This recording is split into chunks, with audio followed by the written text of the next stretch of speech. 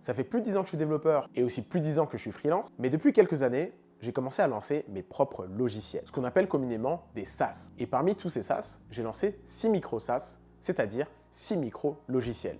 Et dans cette vidéo, je vais t'expliquer combien ils m'ont coûté et combien ils m'ont rapporté. Alors installe-toi bien, car on va parler chiffres, on va parler code et on va parler de la façon dont j'ai trouvé mes clients. Pour comprendre un peu ce que je vais dire, revenons rapidement sur mon parcours. T'inquiète pas, ça va pas être long. D'abord, j'ai commencé à apprendre le code quand j'avais 15 ans, en 2007. Et si j'ai appris le code, c'est pour une seule et unique raison. J'adore regarder des animés japonais. Je voulais créer mon propre site de streaming. Et si je t'explique ça, c'est parce que déjà dès l'enfance, ce que j'adorais, c'était créer. Donc j'ai fait mon petit site de streaming, j'en ai même fait plusieurs, dont un qui a commencé à me rapporter mes premiers euros dans ma vie grâce à Google AdSense.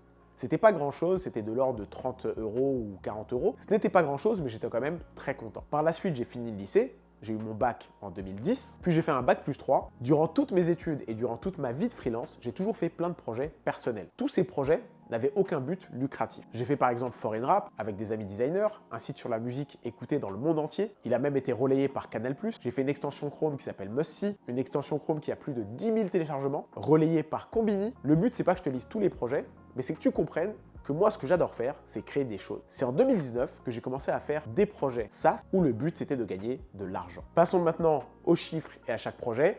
Et pour ça, je te donne rendez-vous sur mon PC. On se retrouve derrière mon écran pour que je te montre mes 6 micro SaaS. On commence par les 3 premiers. 3 de mes premiers micro SaaS sont juste des lecteurs. Ce sont des lecteurs de fichiers de données RGPD.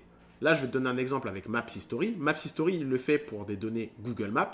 C'est-à-dire que tu vas cliquer ici, ça t'emmène sur Google Maps. Google Maps, il te permet de récupérer certaines de tes données à cause du RGPD, donc des données privées.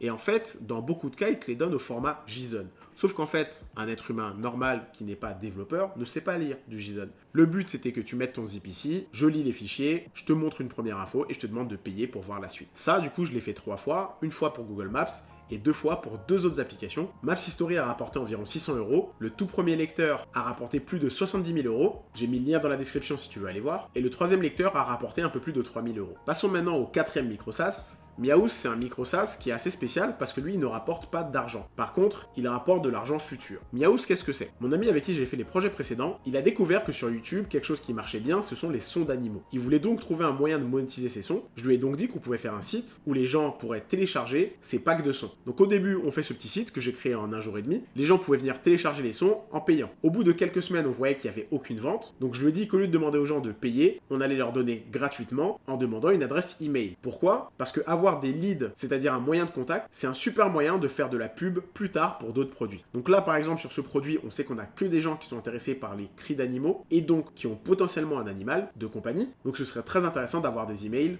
pour lancer un e-commerce ou autre chose plus tard. Donc ce projet n'a pas rapporté 1 euro, par contre il a rapporté plus de 8000 emails. Passons maintenant au cinquième micro SaaS, Vcard Converter. Grâce à une recherche de mots-clés, on s'est rendu compte qu'il y avait plein de gens qui avaient des contacts Outlook ou des contacts sur Google, qui voulaient convertir ces contacts sur leur iPhone, sauf que sur iPhone apparemment il faut les importer au format Vcard, alors que Outlook et Google ont que le format CSV. On a donc créé un convertisseur qui te permet de convertir ta liste de contacts Google ou Outlook au format Vcard pour les importer sur ton iPhone ou ailleurs. Et ça fonctionne de manière très simple, tu cliques ici, tu mets ton format et tu choisis si c'est plutôt Outlook, Google ou du custom. C'est tout. Vcard lui a rapporté que 300 euros depuis le début, mais il ne coûte quasiment rien par an, il ne coûte que le nom de domaine et l'hébergement. Ce qui me permet de faire une belle transition. Combien me coûtent mes noms de domaine et mes hébergements? Tous les noms de domaine que je prends en général me coûtent 10 euros ou moins. Je les achète sur OVH ou en général sur LWS parce que c'est pas vraiment cher. Par contre, pour l'hébergement, moi je suis client chez O2Switch et chez Planet Hoster. O2Switch et Planet Hoster, ce sont des hébergements mutualisés qui coûtent en général vraiment pas cher. Les deux coûtent 6 euros par mois, donc environ 72 euros par an. Sauf que tu peux mettre autant de sites que tu veux sur les deux.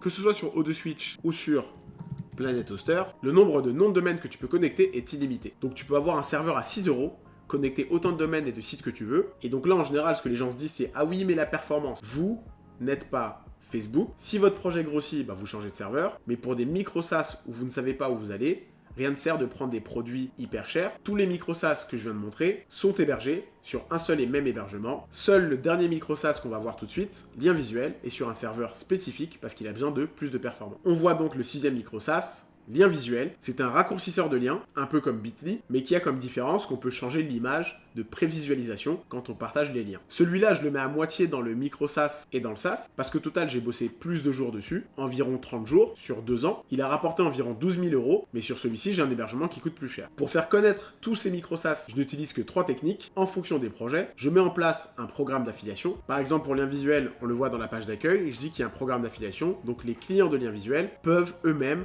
faire la promotion de lien visuel et toucher 30% des revenus qu'ils génèrent grâce à eux. La deuxième technique, c'est de faire du SEO, du référencement. Et ça, je le fais de 2 manières. Soit je vais le faire directement sur YouTube, je vais créer des vidéos YouTube basées sur des mots-clés spécifiques. Pour m'aider à trouver les meilleurs mots-clés, je vais aller sur Ubersuggest, mais tu peux aussi utiliser l'outil gratuit de Google. Ça va t'aider à trouver les meilleurs mots-clés en fonction de ta cible. Après, ce que je fais aussi, c'est trouver des blogueurs qui ont déjà une audience et leur proposer de faire de l'affiliation en mettant le lien sur leur page. C'est ce que j'ai fait avec le site Digitiz, avec qui j'ai négocié pour être placé ici en 3e position. À l'époque, j'avais même réussi à être en première position et après, il y a eu d'autres gens qui sont venus payer et qui ont pris ma place. Moi, je ne le paye pas. J'ai réussi à négocier avec lui de mettre un lien d'affiliation et donc il touche de l'argent si des personnes prennent un abonnement sur lien visuel grâce à lui. Pour mes SaaS et aussi du coup pour lien visuel, je fais aussi des formules à vie. Ça, je ne les fais que pour lien visuel et pas pour les autres micro SaaS parce que lien visuel, c'est un SaaS pour les professionnels et pour le B2B, Videdingue est un très bon endroit pour aller faire des offres à vie. Au total, j'ai généré plus de 84 000 € sur 4 ans en ayant bossé un maximum de 50 jours au total sur les 4 ans parce que je le rappelle, les 5 premiers micro SaaS m'ont pris entre 3 et 6 jours maximum, pas plus, et lien visuel m'a pris une trentaine de jours. Ça fait environ 1700 € par jour que j'ai travaillé. Bien évidemment, après tu as les impôts, le comptable, tout ce que tu veux. Ça dépend des cas de chacun. Dans mon cas, j'ai plusieurs entreprises, dont un SaaS qui a fait plus d'un demi-million d'euros, donc c'est compliqué de détailler par projet. En tout cas, ça donne une idée. Si tu veux en savoir plus sur ce SaaS que j'ai créé qui fait plus d'un demi-million, tu peux aller voir la vidéo juste au-dessus. En attendant, like la vidéo et on se retrouve la semaine prochaine.